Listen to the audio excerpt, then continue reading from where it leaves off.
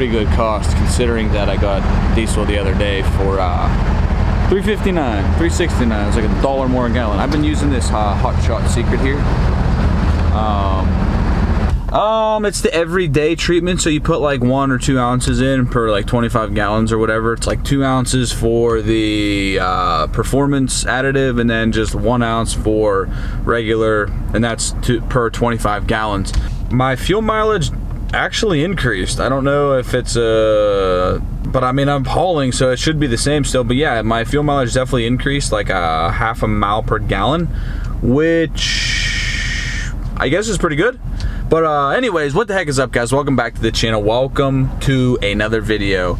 Yes, you already know what's going on by the title and thumbnail of the video. We have got a new Hotshot trailer, and I have been using the heck out of it too. I have been on a 3.5 week no post schedule on YouTube because the oil and gas field has been super busy. I've literally been on the road for basically 3 weeks. But anyways, long story short, let's check out the trailer.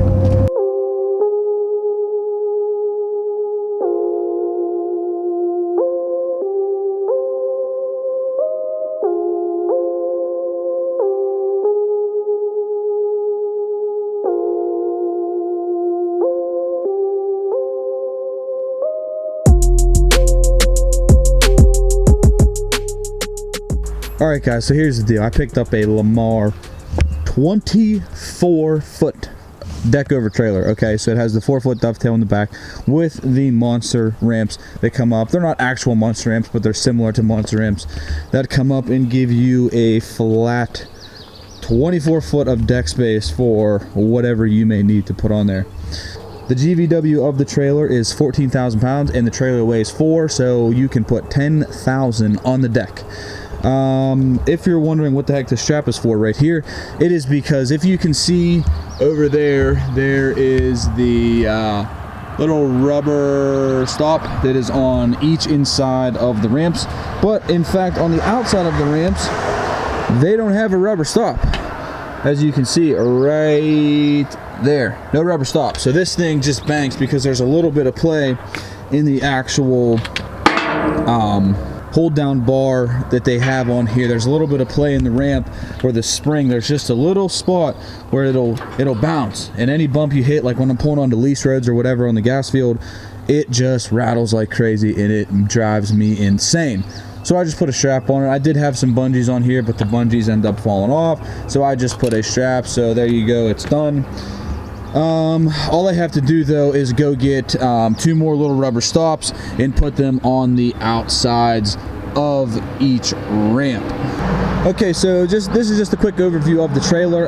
It is a Lamar. It has a 3-year structural warranty, which is not too bad. Basically, where I was in a super tight time frame. Like, I was in a very, very tight time frame where I didn't have much time, if any time at all, to find a trailer. If you guys follow the channel, you guys are probably gonna be like, dude, what the heck? You said you weren't getting a trailer ever, and you didn't need one, and this and that. But in fact, my customers that calls the company that I'm leased on with, they were in a position where they didn't want to waste time with a big 40-foot gooseneck or a big rig or anything like that, so they would call all the time and ask us if we had a small trailer available, and you know, we didn't in our fleet.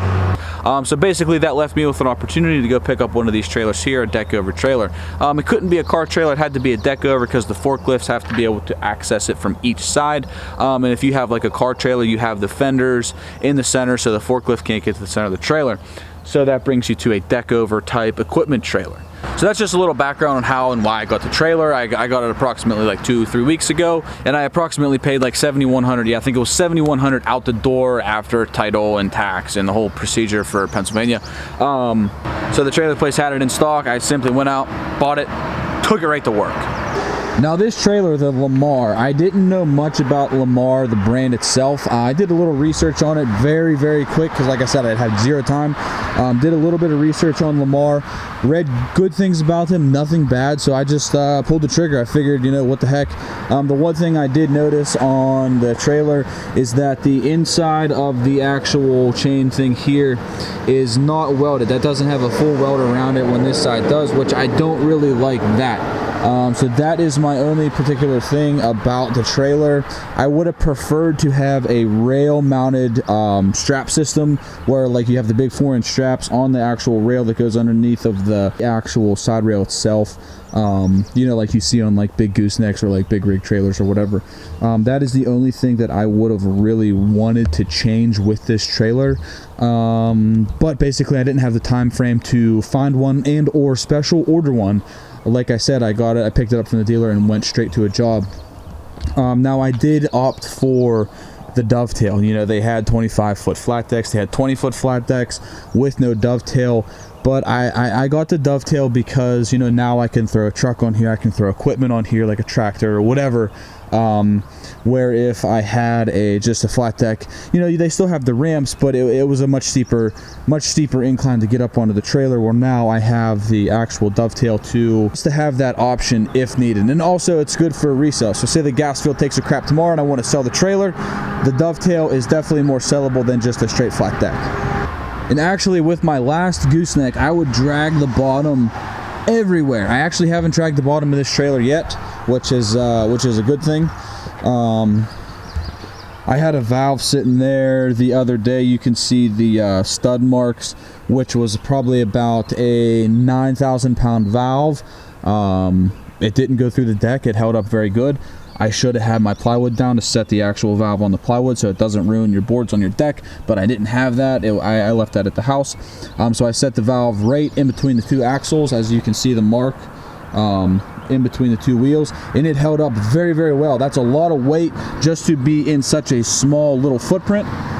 And that was probably the sketchiest thing I would have on this trailer, is a 9,000 pound valve with a small footprint like that, and it had zero issues. So this trailer is absolutely perfect for what I'm going to use it for, and I have been really putting it through its paces. I'll keep on using it next time I do a full load where the trailer is fully loaded. I've had the sucker loaded from front to back already. Next time I do that, I'll film it for you guys to give you guys a good, you know, kind of a inside look on what it's like to load this thing and how the truck pulls and how the trailer handles it. But check out how many people are on the lake.